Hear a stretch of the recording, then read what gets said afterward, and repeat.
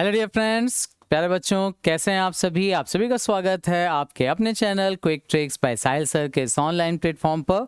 A very good evening to all of you. फटाफट जुड़ जाइए, लेकर के आया हूँ फिर से अंतिम तैयारी प्रीवियस ईयर पेपर के थ्रू और मॉक टेस्ट के थ्रू। हम लोग कर रहे हैं सीजीएल की लास्ट प्रिपरेशन, फाइनल तैयारी चल रही है। टॉपिक्स पे डिस्कशन बहुत अच्छे से हुआ है आप सभी से। अब टाइम है प्रैक्टिस करने का, क्वेश्चंस देखने का, सॉल्व करने का। भाई कितने भी टॉपिक्स आप पढ़ लो, जब तक आपको ये नहीं पता है कि कौन सा टॉपिक किस तरह के क्वेश्चंस के फॉर्म में पूछा जाता है या किस क्वेश्चन को सॉल्व करने का तरीका क्या होता है, तब तक ये चीज़ें आपके लिए ज़्यादा हेल्पफुल नहीं हो पाती। तो उन्हीं चीज़ों को प्रैक्टिकली लेकर के सॉल्व कैसे करना है, एग्जाम में चीज़ों को क्या ध्यान रखना है, क्या इग्नोर करना है, कैसे अटेम्प्ट करना है क्वेश्चंस को, कैसे एलिमिनेशन करना है, वर्ड्स जो नए मिल जाते हैं उनको कैसे डील करना है, इन सब चीज़ों की बात करते हैं। तो फटाफट जुड़ जाइए, शुरू कर लेते हैं आज का सेगमेंट अपना। 2 प्रीवियस ईयर पेपर और 1 मॉक टेस्ट, ये पैटर्न चल रहा है हमारा। तो लास्ट प्रिपरेशन मॉक टेस्ट की हम लोगों ने करी, आज फिर से एक प्रीवियस ईयर पेपर लेकर के आया हूँ। और ये प्रीवियस ईयर पेपर जो हुआ था, ये हुआ था 17 जुलाई 2023। और अभी बात कर रहे हैं शिफ्ट 2 की, सेकेंड शिफ्ट का पेपर आपसे आज डिस्कशन करना है। बस ये ध्यान रखिएगा, अटेम्प्ट कैसे करना है वो चीज़ों का ध्यान रखना। क्या आज का क्वेश्चंस पूछे गए थे, टॉपिक्स देखेंगे, उससे लेवल चेक करेंगे, क्या चीज़ें हमारी तैयार हैं वो डिसाइड करेंगे, क्या चीज़ें नई सीखने को मिल रही हैं वो देखेंगे। बट अगर आपके टॉपिक्स अभी नहीं तैयार हैं, अगर आप टॉपिक्स के ऊपर अभी फोकस करना चाह रहे हो, तो हमारे पास उसका भी सोल्यूशन अवेलेबल है। 499 में इंग्लिश का फाउंडेशन बैच, परमानेंट। ये टॉपिक्स जो आपको हमेशा पूछे जाते हैं आने ही आने एग्जाम में, इन सब के ऊपर डिटेल में डिस्कशन किया हुआ है इस बैच में मैंने। तो इस बैच को अवेल कर लीजिए और ये 1 ईयर की वैलिडिटी के साथ है। मतलब जितना डिटेल में आप चीज़ों को सीख पाएँ उतना ज़्यादा हेल्पफुल हो सकती हैं चीज़ें आपके लिए। कोई टॉपिक बचेगा नहीं, इवन इनके अलावा और एक्स्ट्रा टॉपिक्स ही मैंने मेंशन किए हुए हैं उसमें। बहुत डिटेल में चीज़ें पढ़िए, बहुत बेनिफिशियल है।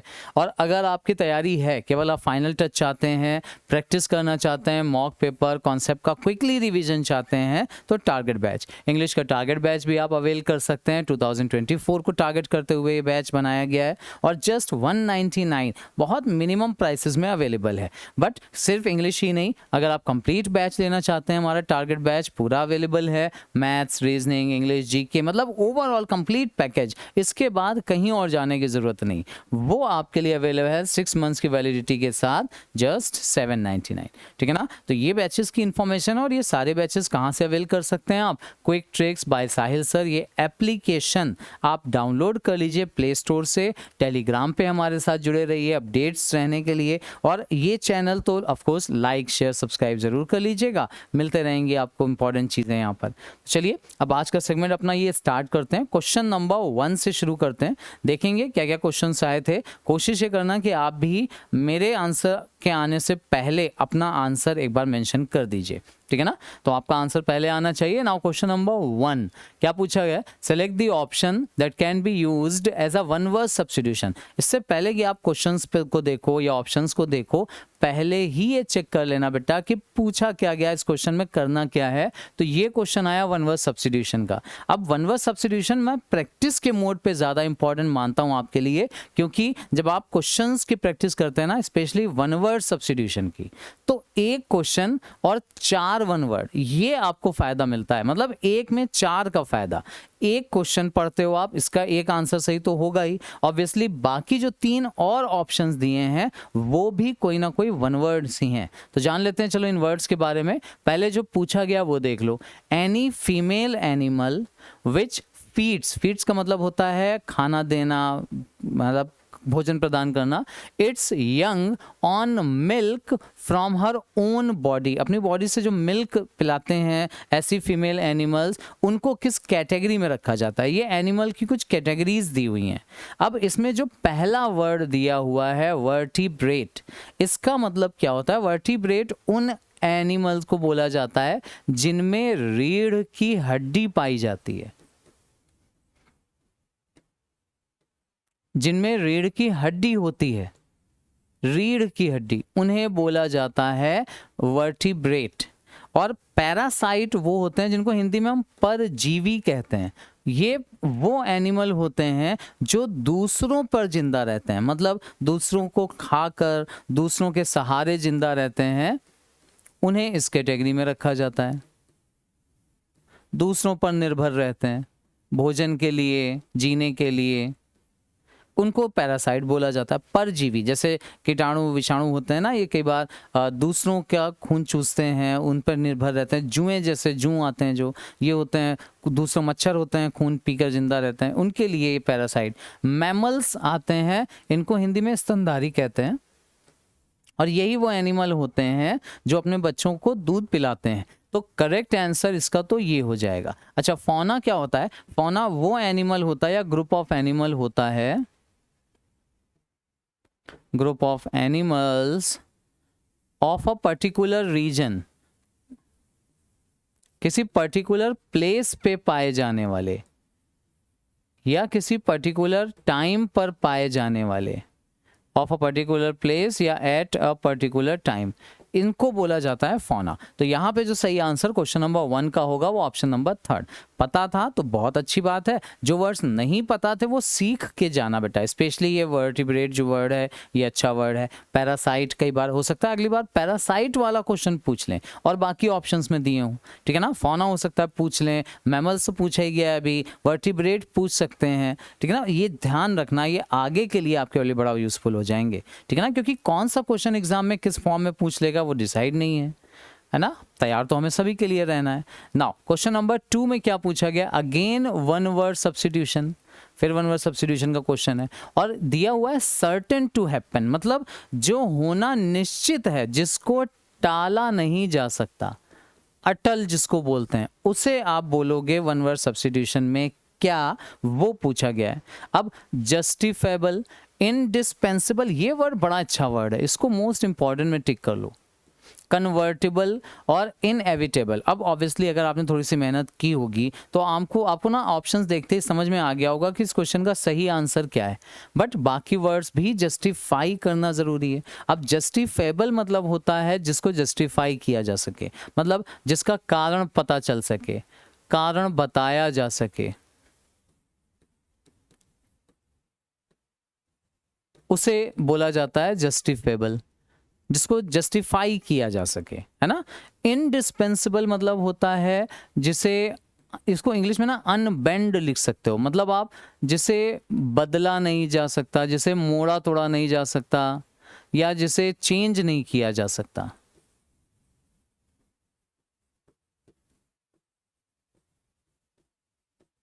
अब देखो सुनने में ये लगता है कि क्या यही तो नहीं है सही ऑप्शन कि जो होना ही होना है? नहीं, ऐसा नहीं है। मतलब एक होता है ना, एक नियम बना दिया गया, उस नियम को आपको फॉलो करना है, उसमें बदलाव नहीं हो सकते। मतलब ये नहीं है कि आपने उस नियम को अपने हिसाब से चेंज कर लिया, ये जिसमें ना हो सके उसको इनडिस्पेंसिबल बोला जाता है। ये बेसिकली कुछ नियम वगैरह के लिए ही आता है, ऐसे नियम जिनको तोड़ा नहीं जा सकता, ठीक है ना, जो सत्य है।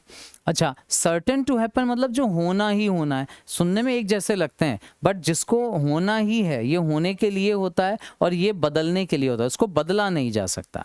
अनबेंड, ये याद रखो, जिसको चेंज नहीं किया जा सकता। और जो होना ही होना निश्चित है वो इनएविटेबल है, जिसको अटल बोलते हैं। कन्वर्टेबल मतलब जिसको चेंज किया जा सके।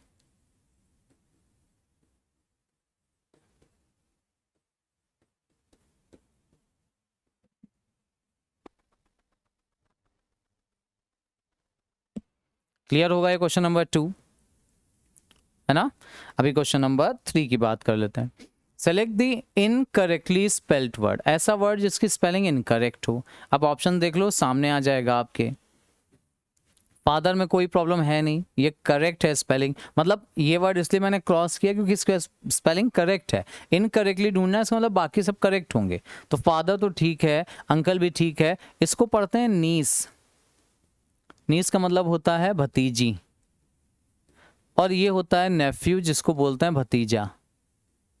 बस नेफ्यू की जो करेक्ट स्पेलिंग होती है ना, वो NEPHEW होती है, नेफ्यू। तो ये वाला वर्ड है जिसकी स्पेलिंग यहाँ पर गलत दी हुई है, फ्यू करके दे दिया गया है। Option number first should be the correct answer for question number 3। Clear? समझते चलना, कोई प्रॉब्लम हो तो डिस्कस करते चलना, मैं रहूंगा आपके साथ, टेंशन बिल्कुल नहीं लेना। नाउ क्वेश्चन नंबर 4 की बात कर लेते हैं। 4 में क्या पूछा गया है? एंटोनिम का क्वेश्चन है।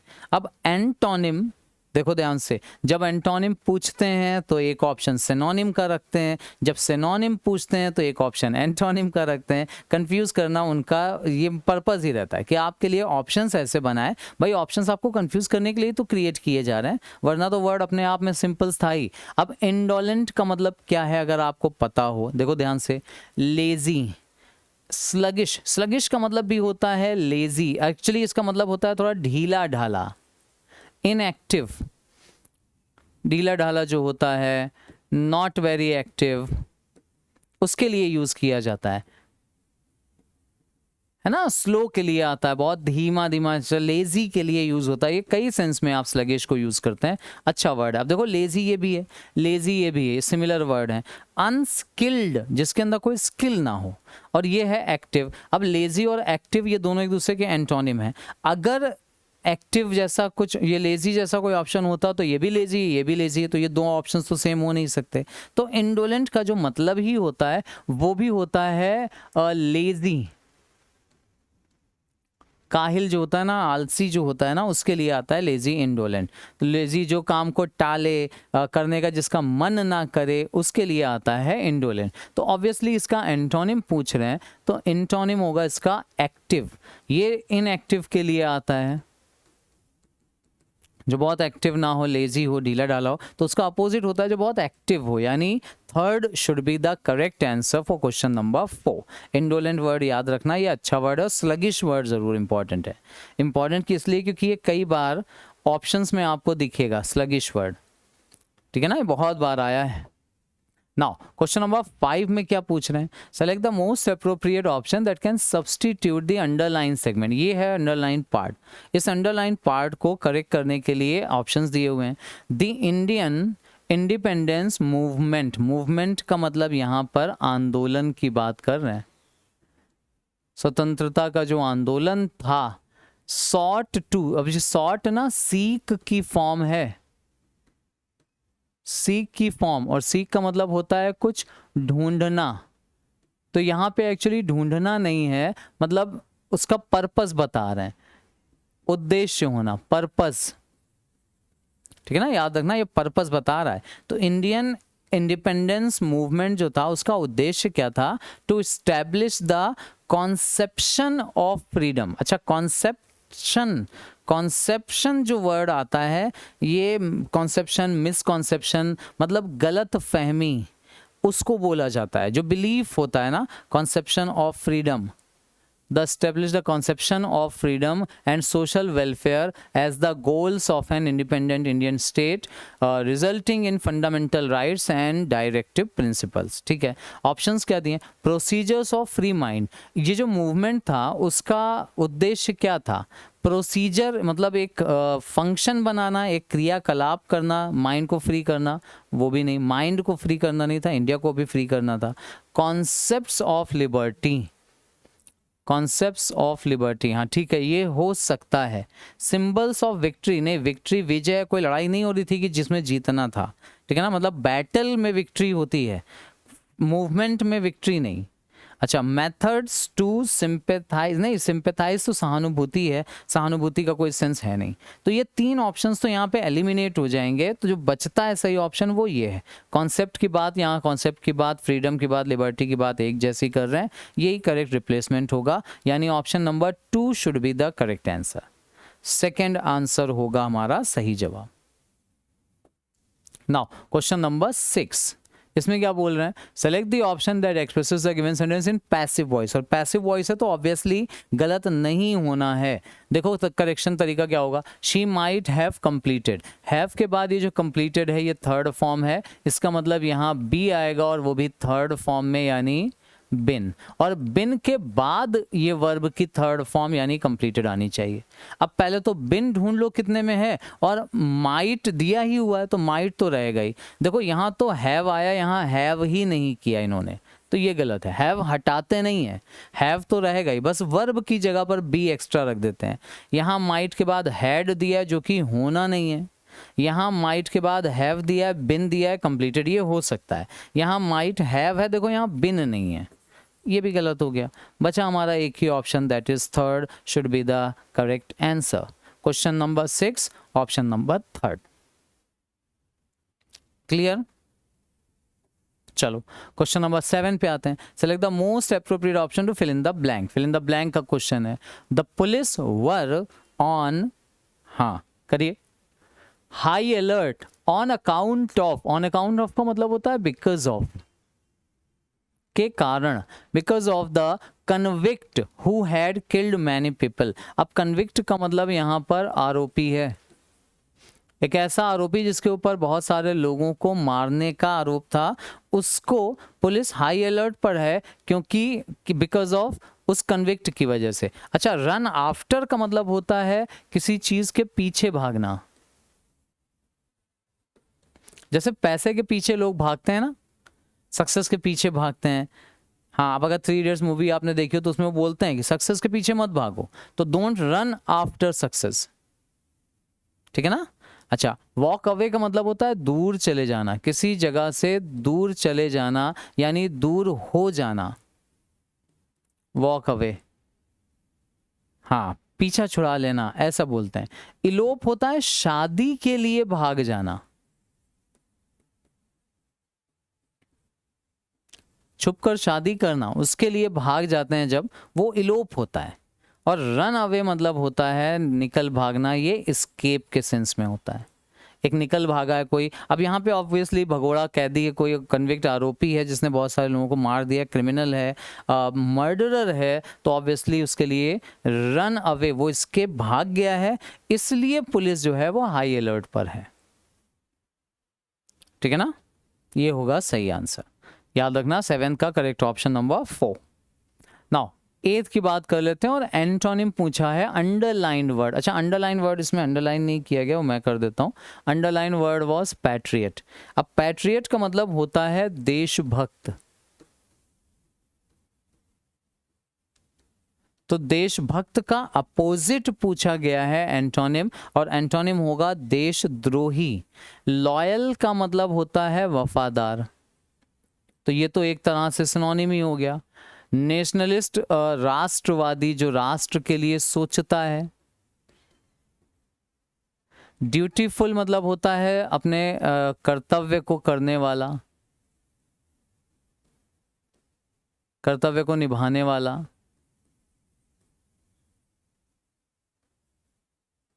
जो ड्यूटी है उसको पूरा करने वाला। तो ट्रेटर का मतलब होता है देशद्रोही, यहां पर ले लो, ट्रेटर देशद्रोही ले सकते हैं आप, विद्रोही ले सकते हैं। हाँ, अपोजिट जो मीनिंग देता है ना देशद्रोही। हाँ, ट्रेटर देशद्रोही मान सकते हो आप इसको, गद्दार बोल सकते हो, ये एक बेटर वर्ड यहाँ पर आता है, गद्दार, धोखेबाज, है ना। तो देशभक्त का अपोजिट पूछा है तो ट्रेटर ही होगा हमारा सही आंसर, ये वाला। Third is the correct answer. Now 9 में क्या पूछ रहे हैं, एंटोनिम का क्वेश्चन है। अंडरलाइन पार्ट यहाँ पूछा गया है, अंडरलाइन पार्ट यहाँ भी नहीं दिया गया, वो मैं अंडरलाइन कर देता हूँ। ल्यूसिड को अंडरलाइन किया जाना चाहिए, ये बताइए, गेस करिए सही आंसर। ल्यूसी प्रेजेंटेड अ ल्यूसिड, अच्छा, अकाउंट ऑफ हर अचीवमेंट। अच्छा, अकाउंट ऑफ का मतलब होता है यहाँ पर ब्यौरा देना, डिस्क्रिप्शन देना उसका, उसके अचीवमेंट्स के बारे में कमेटी के सामने उसने ल्यूसिड ब्यौरा रखा। अब ल्यूसिड का एक्चुअली मीनिंग जानते हैं? ल्यूसिड का मतलब होता है एकदम क्लियर, जो आसानी से समझ में आने वाला हो। हाँ, क्लियर होता है ल्यूसिड का मतलब ऐसा तरीका जो बिल्कुल सिंपल हो, जिसमें कुछ कॉम्प्लिकेशंस ना हो, सिंपल तरीके की बात कर रहे हैं। अब ऑप्शंस अगर आप देखो और पूछा गया है एंटोनिम, तो सिंपल का अपोजिट कॉम्प्लिकेटेड होना चाहिए, या जो नॉट क्लियर हो, अनक्लियर। ऑर्डरली होगा नहीं, ऑर्डरली मतलब होता है क्रम से। एम्बिगस का मतलब होता है धुंधला। अब ये धुंधला क्या होता है? कोई भी ऐसी चीज जो नॉट क्लियर हो, अस्पष्ट हो। उसके लिए आता है, अस्पष्ट के लिए। इंटेलिजिबल, जिसको ये इंटेलिजिबल जो वर्ड आता है ना, ये आता है जिसको वर्णन नहीं किया जा सकता है, बताया नहीं जा सकता है ना, इसके लिए आता है।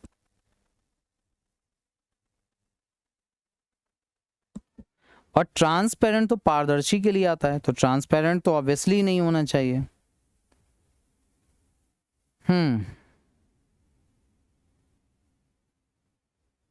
बता दीजिए फिर सही आंसर।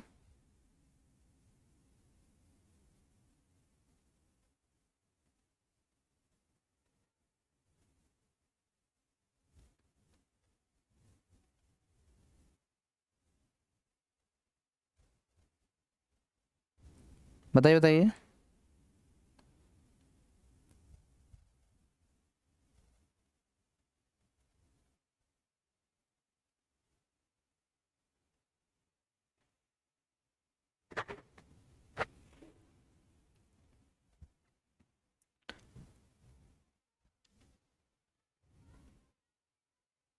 इंटेलिजिबल, अच्छा अनइंटेलिजिबल होता है जो नॉट क्लियर होता है, इंटेलिजिबल मतलब होता है जो चीज़ें क्लियर हों एकदम, ये इसका सिनोनिम मान लो बेटा, ये क्लियर के लिए आता है इंटेलिजिबल। इंटेलिजिबल मतलब होता है क्लियर या अंडरस्टूड, जो चीज़ें अपने आप समझ में आ जाएं, अंडरस्टूड हैं, तो ये सिनोनिम हो जाएगा। एंटोनिम पूछा गया है, करेक्ट आंसर एम्बिगुअस। एम्बिगुअस में एम्बी दो को रिप्रेजेंट करता है। कई बार ये भी बोलते हैं कि कोई चीज़ नॉट क्लियर इसलिए नहीं क्लियर है क्योंकि उसके दो मीनिंग्स निकल रहे हैं, है ना, और अगर दो मीनिंग निकल रहे हैं और दो में कन्फ्यूजन हो जाए तो वो एम्बिगुअस हो जाती है। तो याद रखना, ये पारदर्शी, जिसके आर पार देखा जा सके, वो ट्रांसपेरेंट। ठीक है। नाउ क्वेश्चन नंबर 10 में क्या बोल रहे हैं? 10 में बोल रहे हैं select the most appropriate meaning of the given idiom. अच्छा, स्क्रैप द बैरल। ओके, बहुत दिन बाद ये फ्रेज सामने आया है, स्क्रैप द बैरल, बहुत इंटरेस्टिंग है।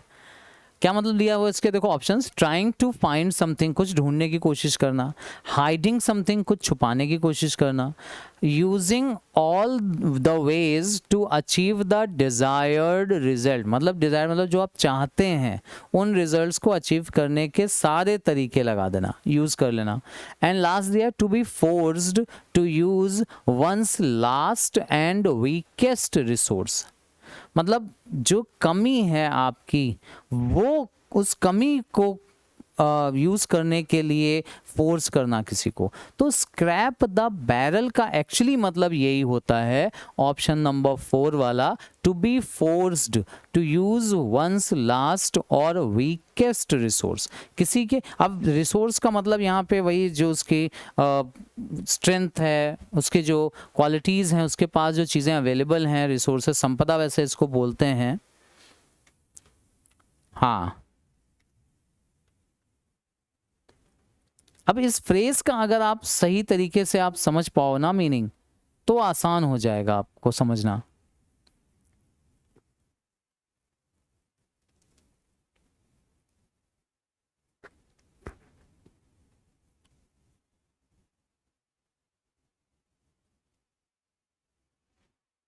स्क्रैप दबा, ऐसे स्क्रैप का मतलब कूड़ा कचरा होता है ना, स्क्रैप का मतलब अगर आपको पता हो, किस तरीके से, देखो मैं इसको अगर आपके लिए आसान करूं तो स्क्रैप द बैरल, इसका मतलब अगर आपको समझाऊं तो ये निकलता है to be forced to use one's last and weakest, मतलब आप समझना, आपके पास कुछ ऐसी चीजें हों, कुछ ऐसे लोग हों, चलो मान लो सपोज करो एक ऑर्गेनाइजेशन, समझना इस केस को, ऑर्गेनाइजेशन है जिसमें आपके पास बहुत टैलेंटेड लोग हैं, लेकिन ऑब्वियसली सारे लोग टैलेंटेड नहीं होते। तो अगर आपको कोई प्रोजेक्ट बनाना है, कोई प्रोजेक्ट आपको मिला जो पूरा करना है, तो ऑब्वियसली आप चाहोगे कि जो बेस्ट लोग हैं आपके वो उस प्रोजेक्ट के ऊपर काम करें।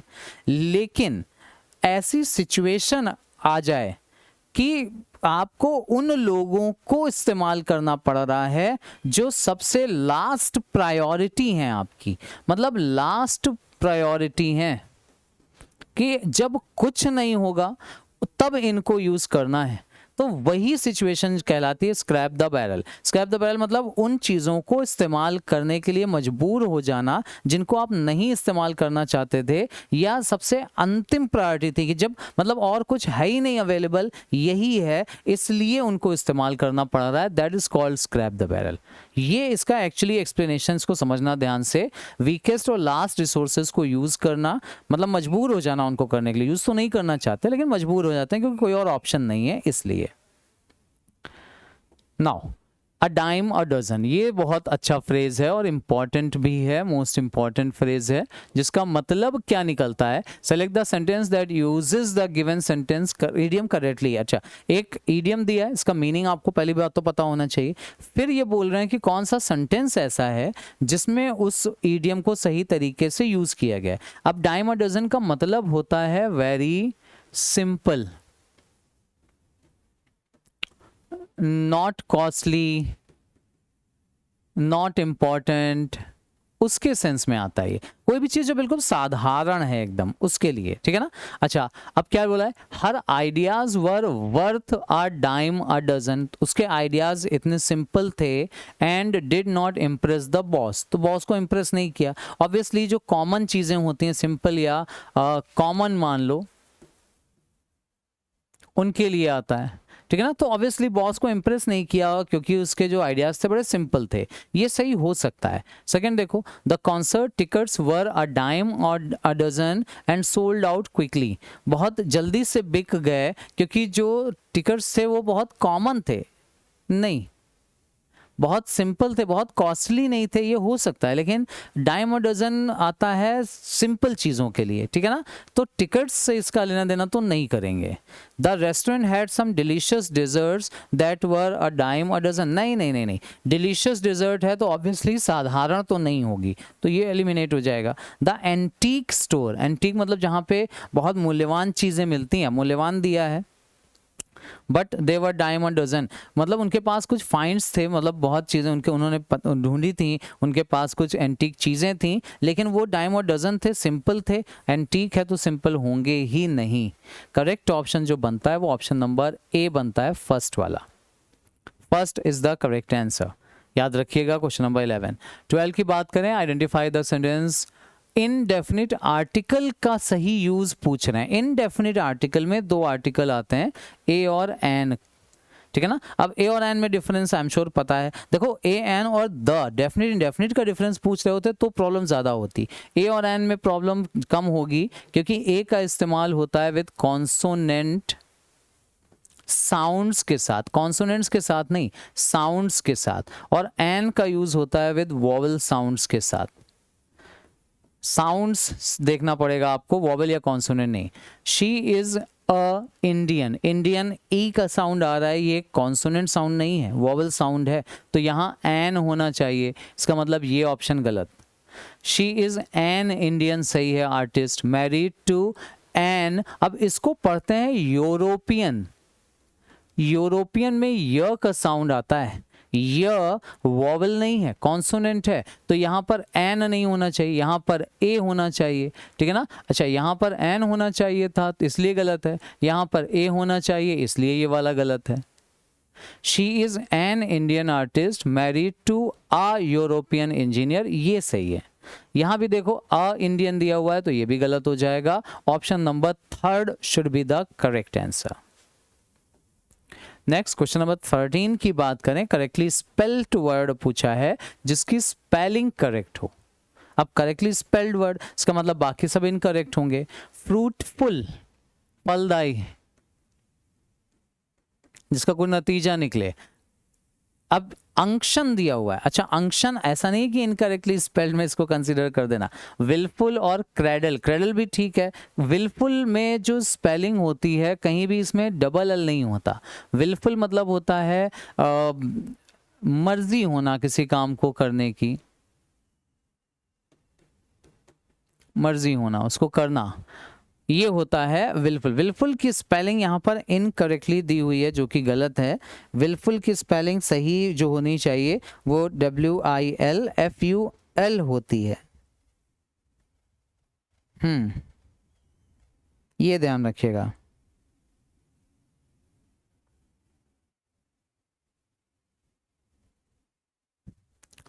ठीक है ना। अच्छा, और अंशन, ये जो वर्ड अंशन, इसको किसी और तरीके से मत रिलेट करना। देखो कोई पर्टिकुलर इसका ट्रिक तो नहीं बन सकती, लेकिन हाँ अंशन का मतलब मैं आपको बता दूं।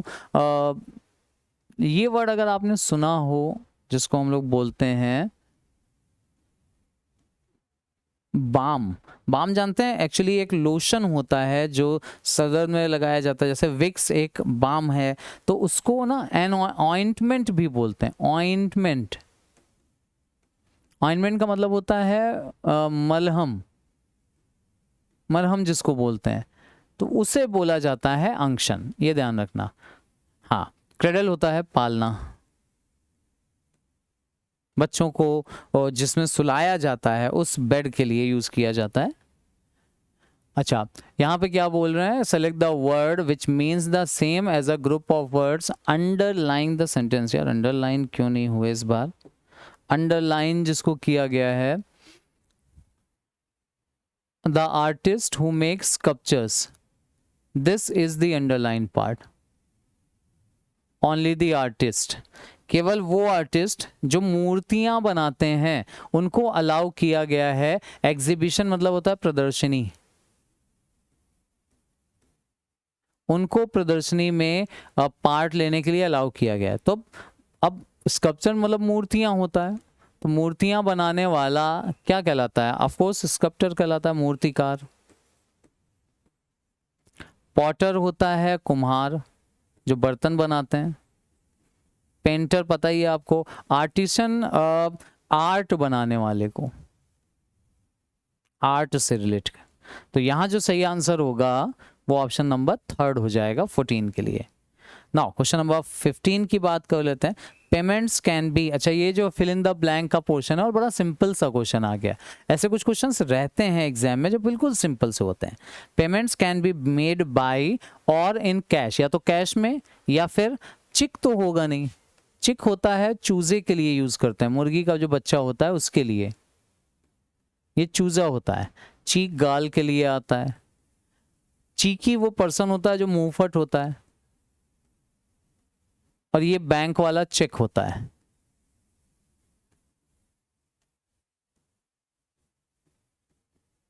बैंक वाला जो बैंक में आप लेके जाते हो ना, चेक लगाते हो, उसके लिए स्पेलिंग सही ही होती है। तो ऑब्वियसली यहाँ सही आंसर ये वाला चेक ही होना चाहिए, या तो चेक से या कैश से।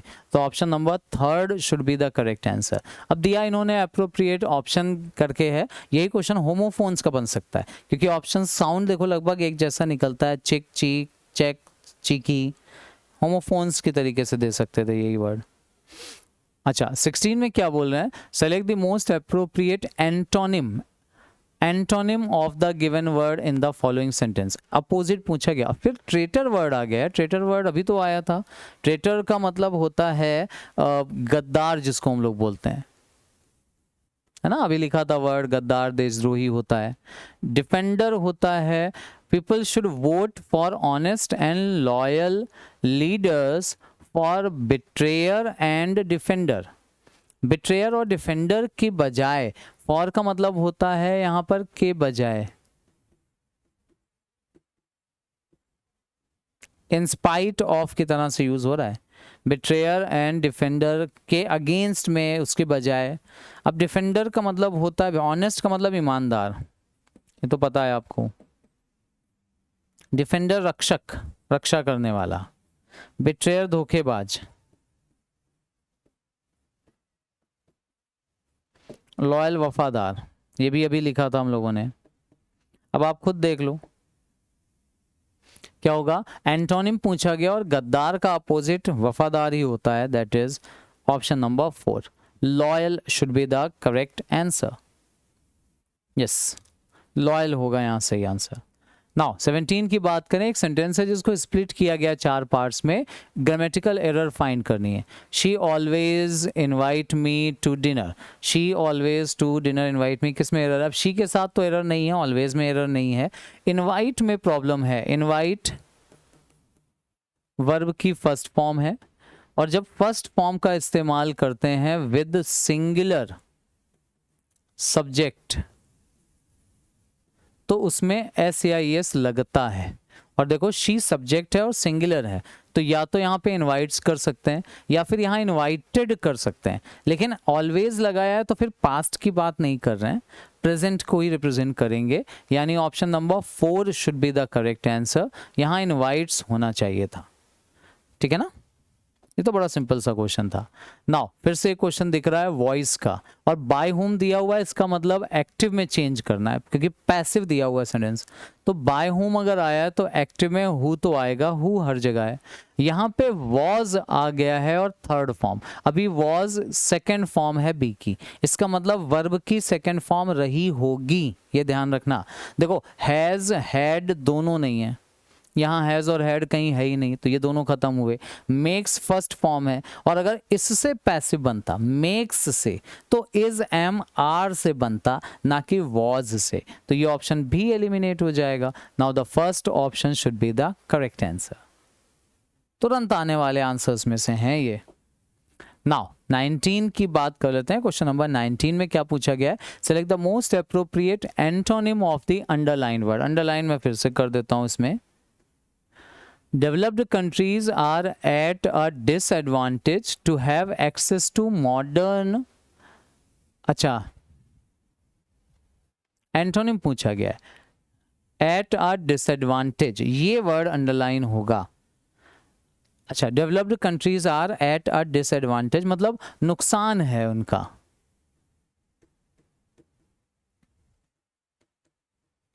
नुकसान होना है। To have access to modern science and technologies, developed countries are to have access, access का मतलब यहाँ पर जो है ना मॉडर्न साइंस एंड टेक्नोलॉजीज का एक्सेस, ये वाला एक्सेस उनकी पहुंच की बात कर रहे हैं। अब इसका एंटोनिम पूछा गया है, तो नुकसान होने का अपोजिट होता है फायदा होना,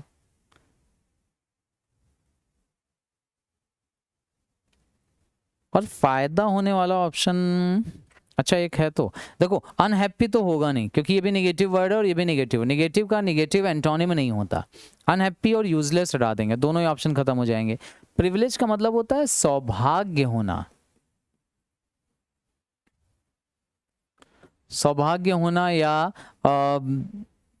फायदा होना उसका कुछ, ये मेरा सौभाग्य है मतलब इसका मुझे कुछ फायदा हुआ है, तो फायदा होना। स्पेशल अथॉरिटी देना किसी को, स्पेशली किसी के लिए कुछ करना, फायदा देना, वो प्रिविलेज में आता है। पावर तो नहीं होगा, पावर मतलब तो शक्ति वाला हो गया, तो शक्ति वाला नहीं, नुकसान होने का अपोजिट है प्रिविलेज्ड, फायदा होना इस सेंस में। Now question number 20। अब यहाँ 20 वाला जो क्वेश्चन आता है वो एक जंबल ऑर्डर वाला जो दिया हुआ है क्वेश्चन, मतलब PQRS मतलब रीअरेंजमेंट का पोर्शन है। अब रीअरेंजमेंट का पोर्शन आपको लिंक बनाना पड़ेगा, ओपनिंग ढूंढ सकते हैं और एलिमिनेशन करना पड़ेगा। अब कोहेरेंट पैराग्राफ बनाना है, देखते हैं फटाफट क्वेश्चन क्या आया है हमारे सामने। पहले तो ऑब्वियसली यही करेंगे कि पैसेज को पूरा का पूरा पढ़ेंगे फिर ऑप्शंस पे जाएंगे। लिखा है ए में, अकॉर्डिंग टू होमर, होमर एक राइटर थे, वॉज ब्रॉट अप एक्लेज, अच्छा ये एक्लेज एक वॉरियर थे, योद्धा, ये एक योद्धा थे ये एक्लेज। एक्लेज हील्स आपने एक मुहावरा पढ़ा होगा इडियम एंड फ्रेज में, तो एक्लेज वॉज अ वॉरियर, एक योद्धा थे अकॉर्डिंग टू होमर, होमर ने इनकी कहानी जो लिखी है उसके अकॉर्डिंग। हाँ, एक्लेज वॉज ब्रॉट अप, अच्छा ब्रॉट अप का मतलब होता है पाल पोस कर बड़ा करना, बाय हिज मदर एट, अच्छा अब ये जगह का नाम है फिथिया, विद हिज इनसेपरेबल कंपेनियन, उसका एक कंपेनियन था, साथी था जो इनसेपरेबल था मतलब उससे कभी दूर नहीं जाता था। कौन था वो? पेट्रोक्लियस था, है ना। तो एक्लेस को बड़ा किया गया था उसकी मदर के द्वारा, और उसके साथ था एक उसका साथी था, इनसेपरेबल साथी था, वो था पेट्रोक्लस, ठीक।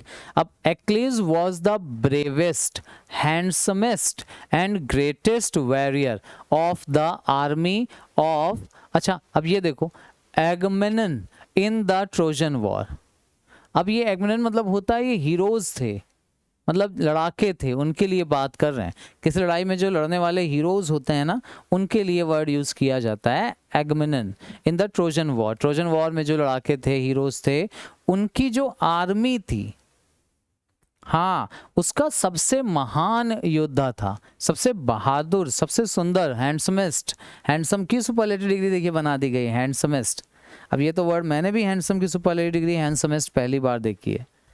अच्छा, सी में क्या बोल रहे हैं, later non Homeric tales, Homer के अलावा जो लिखी गई हैं, लेटर बाद में, मतलब अब उनके बाद जो कुछ और टेल्स लिखी गई हैं होमर के बाद, सजेस्ट दैट ये जो पैट्रोक्लस थे वॉज एक्लेज किन्समैन और लवर, वो उसके लवर थे और उनको प्यार करते थे। हाँ, किन्समैन, ये उनके किन्समैन थे। या अब देखो, किन्समैन अगर नहीं भी समझ में आ रहा है तो हमें कम से कम लवर वर्ड तो समझ में आ ही रहा है, तो मीनिंग समझना यहाँ पे आसान हो जाएगा।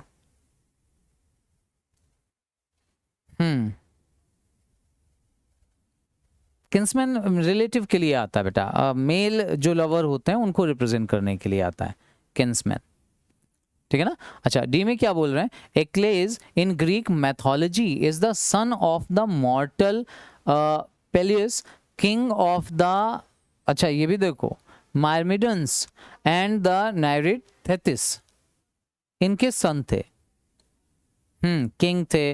अब आप खुद देखो शुरुआत कहां से हो सकती है,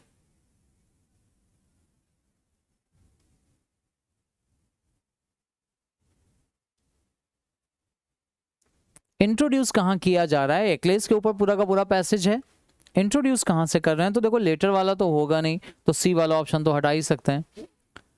ट्रोजन वॉर, वॉर की बात सीधे थोड़ी ना कर लेंगे, बी से शुरू भी नहीं है। According to Homer Achilles was brought up, अच्छा एक्लेस इन ग्रीक मैथोलॉजी, यहाँ पे ग्रीक मैथोलॉजी का एक कैरेक्टर है, यहाँ पे इंट्रोड्यूस किया जा रहा है डी से, तो डी वाला पार्ट होना चाहिए, मतलब ए वाला भी एलिमिनेट कर देंगे। अब या तो सेकंड या थर्ड में से एक होगा। अब देखो क्या बोल रहे हैं, लेटर जो बाद में नॉन होमरिक टेल्स आई हैं, होमर ने कुछ बताया, लेटर बाद में कुछ और बताया गया है ना, ऐसा कुछ बोल रहे हैं। तो ए का जो पेयर बन रहा है वो सी के साथ बन रहा है, ए और सी, और ए और सी का पेयर अगर आप देखोगे तो आपको यहां दिखेगा डी बी ए सी। हाँ, डी के बाद पहले ए नहीं आएगा क्योंकि ए के बाद बी का पेयर नहीं बन रहा है अकॉर्डिंग टू होमर।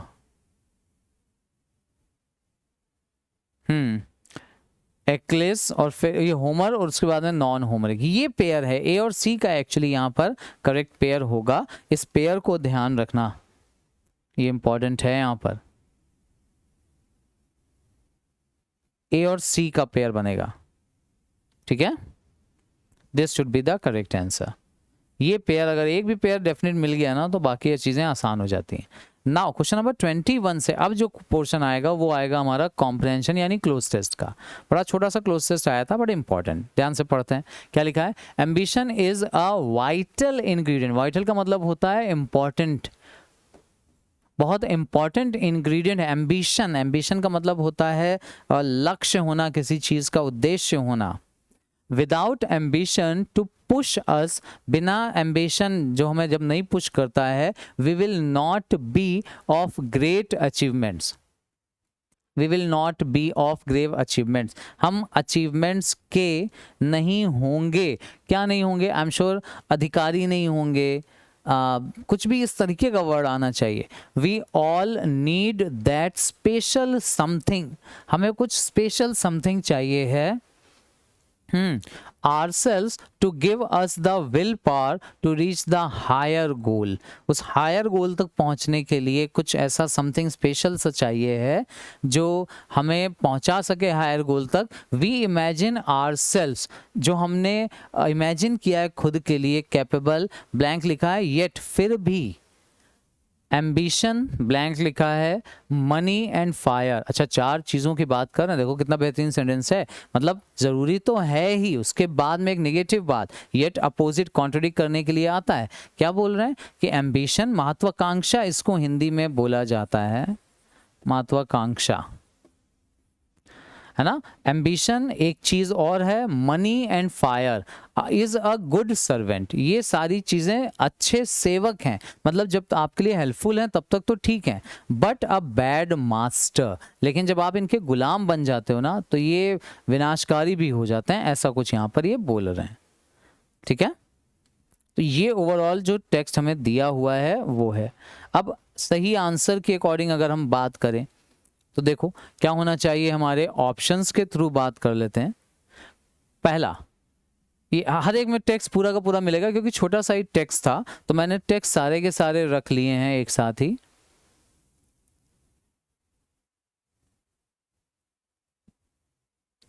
डिसाइड करिए। Ambition is a vital ingredient for success. Without ambition to push us, we will not be of grave achievement. Achievements के हम we will not be able of, नहीं, able के साथ of नहीं आता बेटा, able के साथ to आता है।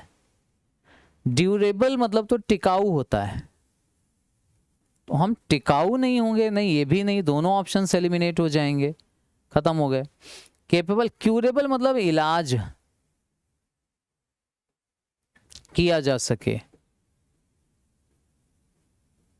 ला इलाज का अपोजिट होता है, ला इलाज इज इनक्यूरेबल, तो क्यूरेबल इलाज किया जा सके, तो करेक्ट ऑप्शन हो जाएगा curable.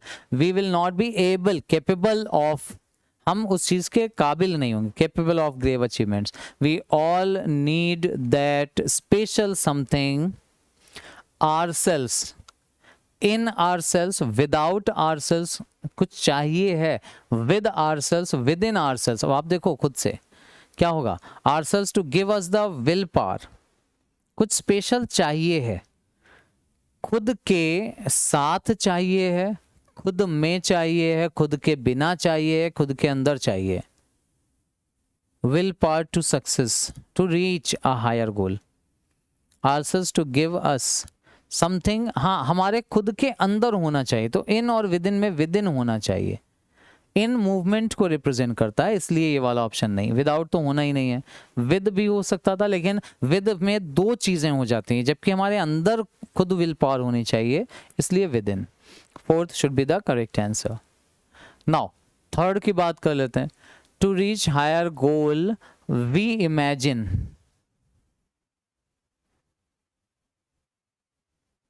to reach a higher goal,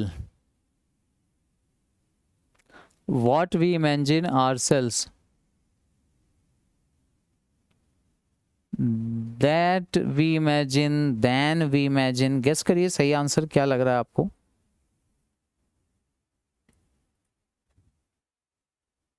हाँ हाँ कोई इश्यूज नहीं, बता दो जो भी आपको सही लगे।